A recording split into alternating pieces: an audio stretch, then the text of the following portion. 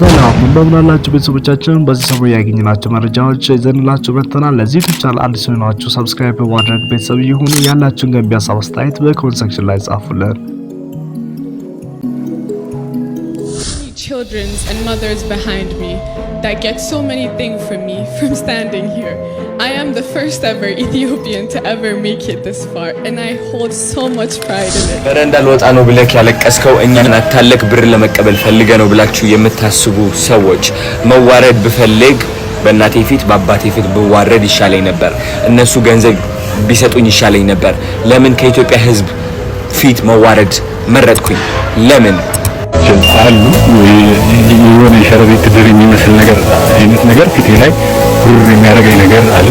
አምናት ኦኬ ጋይ አምናት ኦኬ። አሁን ያለሁት ጸበል ነው። ሰላምታ ይድረሳችሁ በያላችሁበት። ለማታውቁኝ ቴዎድሮስ ካሳሁን እባላለሁ። እንደምታውቁት በተለያዩ የቴሌቪዥን ቻናሎችም አንዳንድ ስራዎችን ለመስራት ሰሞኑ አነጋጋሪ ከሆኑ ጉዳዮች መካከል አንዱ ኢትዮጵያን በዓለም መድረክ ያስጠራች ስለ ሚስ ወርልድ ሀሴት ደረጀ ነው።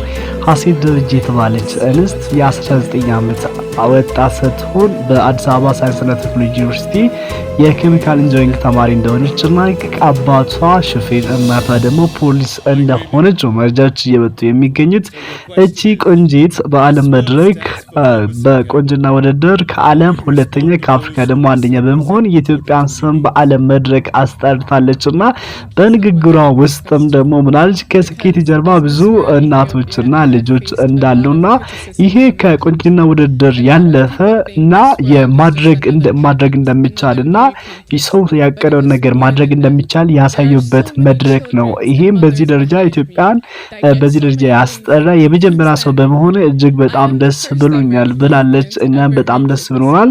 እቺ በ19 ዓመት ኢትዮጵያን በዚህ ደረጃ በዓለም መድረክ በማስጠራታ ሁላችንም ኢትዮጵያውያኖች በጣም ደስ ብሎናል። እንኳን ደስ አለሽ ብለናታልም። በጣም ደስ የሚል ነገር ነው። ይሄ በዚህ ደረጃ የማይጠበቅ ነገር ነው። ብዙ ቆንጆች የሚባሉ ከ128 አይ ቲንክ ወደ 120 ሀገራት ናቸው እዚህ ውድድር ላይ የተወዳደሩት። ከነዚህ መካከል ደግሞ ኢትዮጵያ በዚህ ደረጃ ሁለተኛ ደረጃ በመውጣት እጅግ በጣም ደስ ብሎናል። ሞዴል ሀሴት ደረጀ አንደኛ ደረጃ ወጣች ታይላንዳዊቷ ናት። ሶስተኛ ደረጃ ደግሞ ፖላንድ። ኢትዮጵያ ሚስ ወርልድ ሀሴት ደረጀ ደግሞ ሁለተኛ በመውጣት በዓለም ኢትዮጵያን አስጠርታለች ማለት ነው። በሌላ ጉዳያችን ደግሞ ስለ አዶናይ ነው። ብዙዎቻችሁ አዶናይ ታውቃላችሁ፣ ታዋቂ ቲክቶከር ነው። በቅርብ ጊዜ ደግሞ ከሚኖርበት ካናዳ ሀገር ወደ ኢትዮጵያ ገብቶ አሁን ኢትዮጵያ ውስጥ የተለያዩ ፖድካስት ላይ እንግዳ ሆኖ እየቀረበ ነው። ከዚህ በፊት እንደምታስታውሱት ከሆነ እኔ በረንዳ ልወጣ ነው በጣም ተቸግሬያለሁ፣ በጣም ችግር ውስጥ ነኝ ብሎ ነበርና ብዙዎቻችን ደግሞ ቲክቶክ ላይ ገብተንም የእርዳታ ጥሪ እንደዛ እንበልና እርዳታ ተደርጎለት ነበረ። ብዙ ሰዎች አንበሳ ኮይን ምናምን ያልተላከለት የለምና በጣም ብዙ ብር አሰባስቦ ነበርና በጣም ብዙ ብር አግኝቶ ነበረ። ተቸግሯል። ምክንያቱም ከዚህ በፊት እሱ በሚሰራቸው ቪዲዮዎች ውስጥ ስለ ፖለቲካ ስለ ሃይማኖት ምን አይደለም ስለ ግል ሰው እንዴት እንደሚቀየር በቃ የግል ሞቲቬሽን ነው ብዙ ጊዜ የሚሰራቸውና በዚህ ደግሞ በኢትዮጵያ ሕዝብ ዘንድ ትልቅ ተወዳጅነትን አግኝቷል ማለት ነው። በዚህ የተነሳ ነው እንግዲህ ብዙ ወጣቶች ኢትዮጵያውያን ብዙ ውጭ ሀገር ያለው እህቶቻችን በተለይ ወደ ዱባይ ሀገር ምናምን ካናዳ የተለያዩ ሀገር ያሉ ወንድም እህቶች ለሱ እርዳታ ያሰባስቡለት ወይም ደግሞ በቲክቶክ ላይቭ ላይ ብዙ ገንዘብ እንዲያገኝ የተደረገው። ነገር ግን ወደ ኢትዮጵያ ስመጣ አንድ የእናቴ ሬስቶራንት ላስጎብኛቸው ብሎ ያስጎበኘን ምንም እቭን የመንግስት ሬስቶራንት ራሱ ያንናክላል ተብሎ አይታሰብና በአጠቃላይ የሀብታም ልጅ እንደሆነና ብዙ ቤተሰቦቹ ከጀርባው ያሉት እጅግ በጣም ሀብት እንደሆኑና ምንም እንዳልተቸገረ ያ ጊዜ በጣም ጭንቀት ውስጥ ገብቼ ነው ያለና እንዴት ገንዘባችን ያንን ገንዘብ ሁሉኛ አሰባስበን እኛ ደልቶን ነው ወይ እኛ እኮ ካለን ነገር ላንተ ለማድረግ ወይም ደግሞ አንተ ችግር ውስጥ እንዳትወድቅ አንተን ስለምንወድ ነው በኢትዮጵያዊነት ስሜት ነው አንተ እንደዚህ ያደረግነው እንጂ እንዴት እንደዚህ ተዋሽናለህ ብሎ ብዙ ሰዎች የተነሱበት ነው። እሱም ደግሞ ምላሽ እንዲህ ብሎ ሰጥቷል። በረንዳ ልወጣ ነው ብለክ ያለቀስከው እኛን አታለክ ብር ለመቀበል ፈልገ ነው ብላችሁ የምታስቡ ሰዎች መዋረድ ብፈልግ በእናቴ ፊት በአባቴ ፊት ብዋረድ ይሻለኝ ነበር። እነሱ ገንዘብ ቢሰጡኝ ይሻለኝ ነበር። ለምን ከኢትዮጵያ ሕዝብ ፊት መዋረድ መረጥኩኝ? ለምን እናንተ የምታዩት ዲያስፖራ ዘንጦ እያያችሁት ነው። ያ ዲያስፖራ ግን ባዶ ነው። መስራት አቅቶቱም አይደለም ራሱን እየጠላ ነው።